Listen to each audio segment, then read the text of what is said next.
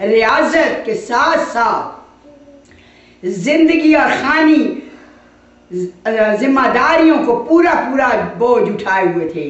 ان کی نمازیں ان کے عالی فرائض میں حائل نہ تھیں، ان کی تمدنی سیاسی ذمہ داریاں ان کی عبادت الہی سے ان کو نہ روکتی تھیں۔ وہ کسی بھی بیزار راہب کی طرح گھر چھوڑ کر جنگل میں نہ جا بیٹھے تھے۔ انہوں نے گھر بنایا، شادیاں کی، اولاد کی پرورش میں حصہ لیا، ایک سے زیادہ بیویوں سے شادی کر کے ان کے درمیان عدل کر کے دکھایا۔ وہ دوست و احباب سے ملتے صرف اس وقت ان کے کام آتے، علاوہ بیماری کے موقع پر ان کی عیادت کرتے، شادی غمی میں ان کے ساتھ شریک رہتے۔ اللہ اور غنی، یہ دیکھیے کہ ہمدردی کرتے، کیا شان تھی رسول کی۔ نبی رسول بن کر اس کرۂ ارض پر آئے، آسمانوں پر بیٹھ کر باتیں نہ کرتے تھے۔ اب ذرا دیکھیے علی مرتضیٰ اللہ اور غنی، جو رسول مقبول کے چچا زاد بھائی تھے، داماد تھے، شجاعت میں ان کا نظیر نہ تھا، بہادری ان کے قدم چومتی تھی۔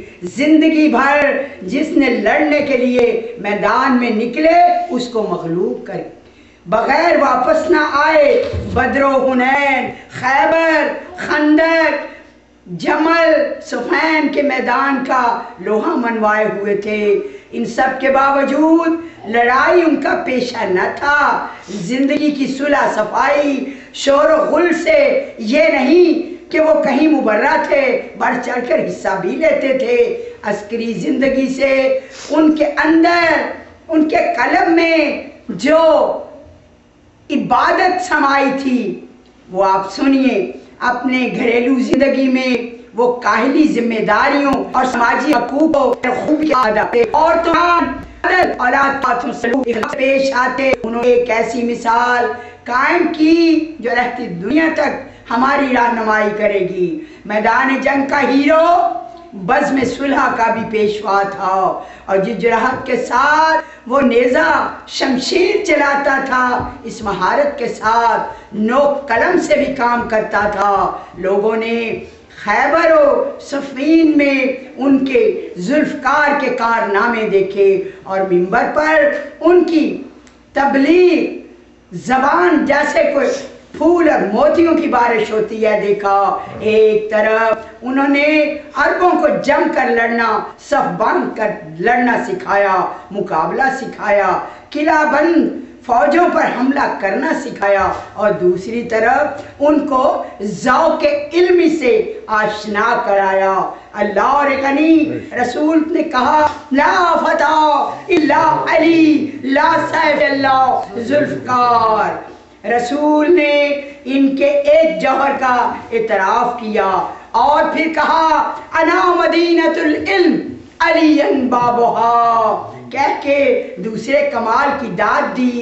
تیسرا نمونہ حضرت فاطمہ زہرا تھی۔ دنیا سمجھتی تھی کہ رشد و ہدایت کی منبع، تبلیغ دین کی علماء، علم کا وسیلہ صرف مرد ہی ہیں، مگر صدیقہ طاہرہ کی ذات عورتوں کے مرتبے آجان دگا دیے۔ علم، عطایت شوہر، تربیت اولاد کے ساتھ ساتھ خانہ امور میں پوری نگہداشت کے ساتھ کام کیا۔ عبادت اور ادائے حقوق دین اور دنیا میں کوئی مفاد نہیں چھوڑے۔ لیجئے خود مولائے کائنات کی زبانی جناب فاطمہ زہرا کی تعریف سنیے۔ حضرت علی فرماتے ہیں کہ ایک مرتبہ فاطمہ زہرا کو سخت بخار تھا، ساری رات آنکھ نہ لگی، برابر کراہنے کی آواز آتی رہی۔ صبح سویرے جب نماز کے لیے اٹھے تو دیکھا فاطمہ وضو کر رہی ہیں۔ اللہ اور غنی، مسجد سے واپس آئے تو ان کو چکی پیستے ہوئے دیکھا۔ کہا بنت رسول اپنی حال رہو، ساری رات آپ بخار میں ہیں، صبح سویرے نماز ہی آرام کیجئے۔ جناب آیا یا علی سویرے اٹھ کر نماز ادا کی، وہ خدا کا فریضہ تھا۔ اب چکی پیس رہی ہوں، یہ آپ کے بچوں کا فریضہ، یہی ہمیں فرض نے اپنی داری دونوں کے ادا کی، نہ وہ بڑھ گئی اور گھر کے پیچھے خدا کو بھلا بیٹھی۔ رسول مقبول جیسا خدا رسید فرشناس باپ اس کی تعظیم کے لیے کھڑا ہو جاتا۔ اللہ ان کے ساتھ وہ سلوک کرتا تھا جو بزرگوں کے ساتھ کیا جاتا۔ عالم نسواں ملکہ نے رسول کرام سے خراج تحسین وصول کر کے اپنی صفت کا نام روشن کر دیا، بتا دیا کہ حسن عمل بلند کرداری یہ تو عورت تھی کہ سر بلند نگاہ ہے، سیرت دنیا کے لیے ہے، ہم نے علم و عمل کی شہرت زندگی مشعل تربیت اولاد کے کام اور کو سجائز برادر میں بے شک ان کی زندگی ہوگی۔ انہوں نے کی ذمہ داری رکھتی تھی، میدان جنگ میں جا کر بتا دیا کہ عورت کا کام زخم لگانا نہیں بلکہ مرہم پٹی کرنا ہے۔ اس کی آغوش کے پالے ہوئے جرنیل اور سپہ سالار کی تربیت دیکھیے، ہتھیار لگا کر فوجی پیش قدمی کرنا ان کا کارنامہ تھا۔ ان کا مدینہ میں رہ کر باپ اور شوہر کے کھانے کا بندوبست کرنا، گھریلو کام کو سنبھالنا، گھر کے محاذ کی نگرانی کرنی۔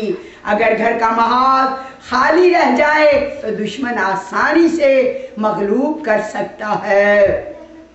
اللہ غنی رسول کے بھرے گھر میں ہر قسم کی نمونے موجود۔ ہزارہ عورتوں کے لیے نمونہ حسن اور حسین، بچوں اور نوجوانوں کے لیے مثل راہ ہے۔ ہوتا یہ ہے کہ بڑے آدمی کے بچے اکثر لاڈ و پیار میں بگڑ جاتے ہیں اور باپ دادا کے نام کو بلند کرنے کی بجائے اللہ کی ہوش میں فرمان چڑھے۔ نانا نے آنکھ بند کی تو ماں باپ کے بتائے ہوئے نیکی کے راستے پہ چلے، با ادب ایسے کہ حکام دین کی تبلیغ کے وقت اللہ اور مراتب کو ہاتھ سے نہ جانے دیا، اور جری اتنے کہ ننھی سی عمر میں بھی کبھی غیر شرع کوئی بات نہ کرتے تھے۔ ایک مرتبہ ایک بوڑھا عرب وضو کر رہا تھا، مولا نے دیکھا حسن و حسین ادھر سے گزرے، مگر کم عمر تھے، مگر دین کی ذمہ داری کے احساس نے مجبور کیا اس کی اصلاح فرمائی۔ چونکہ انہوں نے یہ کیا کہ خود بھی اس چشمے کے کنارے جا بیٹھے، عرب سے